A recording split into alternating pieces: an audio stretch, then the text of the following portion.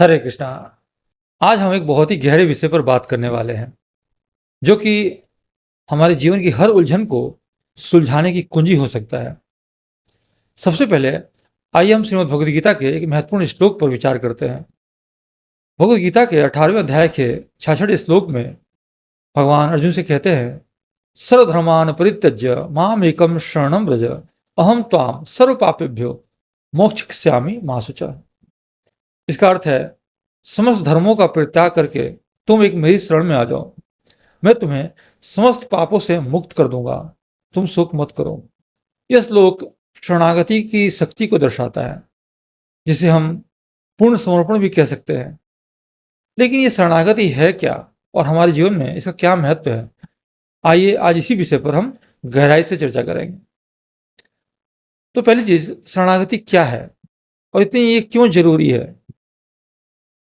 और आप सोच सकते हैं कि शरणागति हम क्यों करें, इसका क्या फायदा है? तो देखिए, जो मनुष्य अपने शरीर, मन, बुद्धि, चित्त, अहंकार को अपना मानकर अपने सुखों में लगाता है, वह बहुत बड़ी भूल करता है और जीवन के अंत में उसे 4 बातें मिलती है। असफलता, क्योंकि वो खाली हाथ जाता है। दूसरा, अतृप्ति, क्योंकि भोगों से कभी तृप्ति नहीं मिलती। तीसरा, जीवन भर के जो पाप है, पापों की जो गठरी है, उसको मिलता है, मतलब देखता है वो अपने पापों को, उसने क्या क्या किया अब तक पाप। और चौथा, जीवन के अंत में यानी कि जीवन के बाद मिलती है नरक की यात्रा। लेकिन ठीक इसके विपरीत भगवान के प्रति समर्पण करने वाले को अनगिनत लाभ मिलते हैं, यानी कि शोक, विषाद, दुख, क्लेश, कष्ट, संताप, भय, उद्वेग, ये सब मात्र समर्पण मात्र से नष्ट हो जाते हैं। एक शरणागत जीव को नित्य परमानंद की प्राप्ति होती है और अंत में उसे भगवत धाम प्राप्त होता है, भगवत परम पद प्राप्त होता है। जो भगवान का शरणागत होता है उसे जीवन भर कष्ट, क्लेश, उद्वेग, अशांति छू भी नहीं सकती। अब सवाल यह है, जब इसके इतने फायदे हैं तो समर्पण का भाव मन में क्यों नहीं आता? तो देखिए, इसके पीछे कई बाधाएं हैं।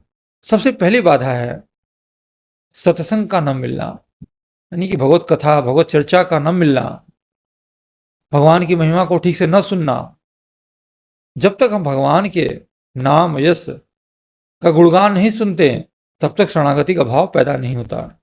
दूसरी बड़ी बाधा है अपने आप को बहुत ही योग्य समझना। साधक के अंदर अक्सर ये भाव रहता है कि मैं योग्य नहीं हूं। जब यह भाव आ जाता है कि मैं योग्य हूं, तो ये शरणागति में बाधा बन जाता है। शरणागति का लक्षण है कि व्यक्ति अपने आप को योग्य नहीं समझता, यानी कि उसको अपनी अयोग्यता का बोध होना चाहिए। यहाँ पर जो अगला है वह है लौकिक पद या सम्मान का अभिमान, जो कि बहुत बड़ी बाधा है। अगर हमें किसी पद का अभिमान हो जाए, चाहे वह आध्यात्मिक पद हो या सांसारिक, तो हम शरणागत नहीं हो सकते। इसी तरह से धन संपत्ति का अभिमान, अपनी बुद्धि की चतुराई पर विश्वास और शरीर की सुंदरता, घमंड, ये सब जो है शरणागति में बाधक है। यानी कि जब तक संपत्ति का, पद का, विद्या का, योग्यता का, कुछ देने का अभिमान, ऐसा अगर कोई भाव होता है, ये सब क्या है? देहाभिमान कहते हैं इसको। तब तक कोई भी गुरु के या भगवान के शरणागत नहीं हो सकता। और सबसे महत्वपूर्ण बात, किसी अन्य पर अपना संबंध या विश्वास न रखना। हमें केवल और केवल भगवान पर विश्वास रखना है, यहां तक कि हमें अपने पर विश्वास नहीं रखना है। जब बात आती है भक्ति की, है ना, जब बात आती है शरणागति की, क्योंकि हमारा मन भी जो है ना, 1 मिनट में कहीं से कहीं पहुंच जाता है, तो इस मन पर भी कैसे विश्वास करें? यह भी तो लौकिक है। इसीलिए हमें केवल भगवान पर विश्वास करना है और उनके पूर्ण शरणागत होना है। अब प्रश्न ये है कि समर्पण कैसे करें? तो देखिए, समर्पण होने के लिए सबसे पहला जो जो चीज हमें जानना चाहिए वो है साधु संग। इसकी परम आवश्यकता है। जब आप खूब बहुत सारा सत्संग सुनते हैं और साधु संग करते हैं, यानी भक्तों का संग करते हैं, तो हमें शरणागति होने का प्रयास नहीं करना पड़ता, बल्कि अपने आप हो जाता है। और पूर्ण समर्पण तब होता है जब हमारे मन से जो कर्ता भाव है वो चला जाता है। क्योंकि जब तक हम सोचते हैं कि मैं ये कर रहा हूँ, ये मैंने किया है, तब तक शरणागति नहीं हो सकती, भले ही हम भक्ति कर रहे हों। तो कर्ता भाव के समाप्त होने पर ही शरणागति होती है, पूर्ण शरणागति होती है।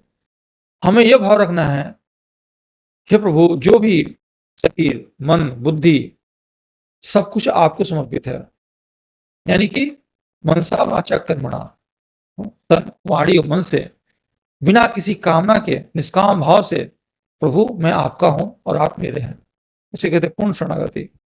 देखिए, पूर्ण शरणागति जो है, हमें पहले अनुकूल बनना है।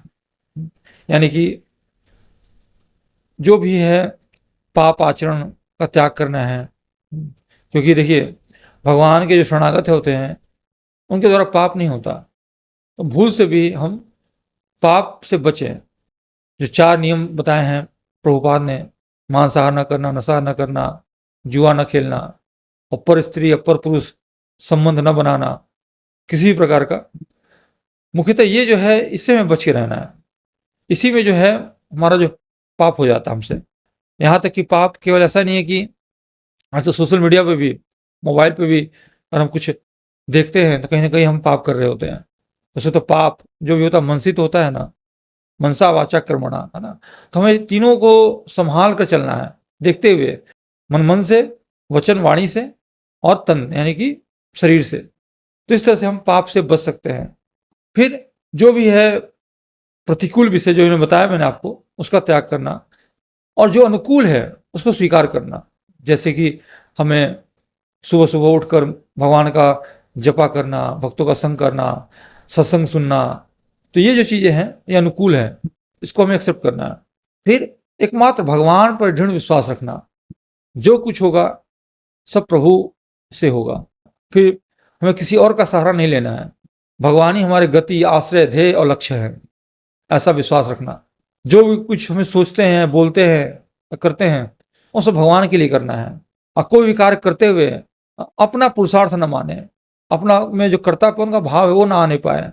ये माने कि सब कुछ जो है भगवान की कृपा शक्ति से हो रहा है, और फिर सब कुछ जो है हमें भगवान को अर्पण करते जाना है, समर्पण करते जाना है। यहाँ तक कि अहंकार को भी का भी समर्पण करना है, क्योंकि वास्तव सब कुछ उन्हीं का है, हमारा कुछ भी नहीं था।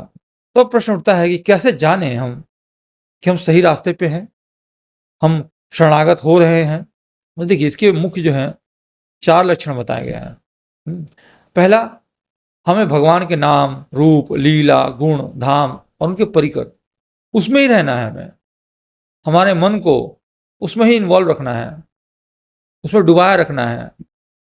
और जब नाम जप करें मान लीजिए, तो उसी को सुनें, देखें, उसी में डूब जाएँ। भगवान के रूप को देखें, उनकी लीलाओं को सुनें, उनके गुणों का चिंतन करें और भगवान के जो भक्त हैं, उनकी जीवनी को, उनके आचरण को अपनाएँ। तो इस तरह से हम नाम, रूप, लीला, गुण, धाम, उनके परिकर में ही रहेंगे। अगर ऐसा है, आपका मन इसमें ही इन्वॉल्व है, समझ लीजिए कि हम सही ट्रैक पर हैं। हम शरणागति के पथ पर हैं। और जो भी कार्य करें, हमें ये भाव रखें कि हे प्रभु, ये सब मैं आपके लिए कर रहा हूँ, और कार्य समाप्त होने के बाद उसे प्रभु को समर्पित कर दें। फिर चाहे सुख मिले या दुख, लाभ मिले या हानि, हमें कोई फ़र्क ना पड़े। फ़र्क पड़ना मतलब अगर हमारे मन में वो भाव आता है कि हमें इससे दुःख हुआ, कष्ट हुआ या बहुत आनंद मिल रहा है, सुख मिल रहा है, समझ लीजिए कुछ भी गड़बड़ है, कोई फ़र्क ना पड़े। चाहे हमें सुख मिले या दुःख, लाभ मिले या हानि, हमें हर स्थिति में मस्त रहना है। फिर है, ये देखना है हमें कि हमारे अंदर की कामनाएँ नष्ट हो रही हैं या नहीं? मन धीरे-धीरे शांत हो रहा है या नहीं? इसका हमें अवलोकन करना है। और जब शरणागति पुष्ट हो जाती है, यानी कि हम शरणागत हो जाते हैं, तो हमें परम शांति और शाश्वत शांति का सुख जो है, आनंद जो है वो मिलने लगता है। इस अवस्था में जो साधक होता है, भगवान की दिव्य लीलाएँ जो है उसमें प्रवेश पा जाता है। और इस अवस्था में 3 बातें जो हैं वो जागृत हो जाती हैं। एक भगवत प्रेम और तत्व ज्ञान, यानी कि ऐसा ज्ञान, ये मानना कि सर्वत्र जो है भगवान है। हर एक व्यक्ति में हमें वो भगवान का जो है वो दृष्टिगोचर होने लगते हैं। और तीसरा है संसार से वैराग्य। तो इस स्थिति में हम समझ सकते हैं कि हम पूर्ण शरणागत हो रहे हैं या हो चुके हैं। अब प्रश्न है कि क्या-क्या समर्पित किया जा सकता है भगवान को? तो देखिए, जो भी कुछ भी आपने अपना माना है, वो सब कुछ हमें भगवान को समर्पित कर देना है। यानी कि ये शरीर, मन, वचन जो आपके जिसको आप अपना मानते हैं, सब कुछ अगर आपके घर परिवार में है तो उनको भी भक्ति में लगाइए, वो भगवान के प्रति समर्पण हो गया। जो भी कोई धन है, अगर आपके पास धन है, उस धन का भी कुछ हिस्सा जो है भगवान को समर्पित कर दीजिए, तो भी समर्पण हो गया।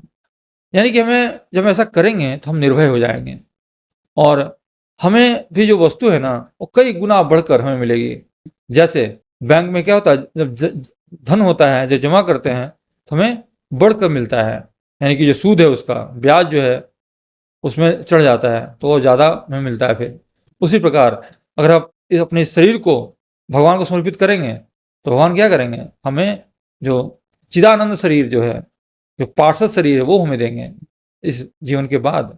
और अगर हम इंद्रियों को समर्पित करते हैं, तो हमारी इंद्रियाँ दिव्य हो जाएँगी। इस तरह से हम अपना जो भी हमारे पास है, उसको हम भगवान को समर्पित कर सकते हैं। तो इसका अर्थ ये है कि शरणागति बहुत सरल है, इसमें कुछ करने की ज़रूरत नहीं है, बस अंदर से भाव होना चाहिए। हम जब हाथ उठाते हैं तो क्या है, भगवान को सरेंडर कर रहे होते हैं हम, शरणागति का भाव है ये। तो उस वक़्त हाथ उठाते हुए हमें ये सोचना है कि प्रभु, जो भी हमारा है, वो सब कुछ मैं आपको समर्पित कर रहा हूँ, क्योंकि मेरे बस का कुछ नहीं है। तो इस तरह से हम जो है भगवान के समर्पित हो सकते हैं। तो आइए हम सब इस समर्पण के मार्ग पे चलें और अपने जीवन को भगवान के जो आनंद है, भगवान का जो आश्रय है, परमानंद जो है, उससे हम अपने जीवन को भर दें। हरे कृष्णा।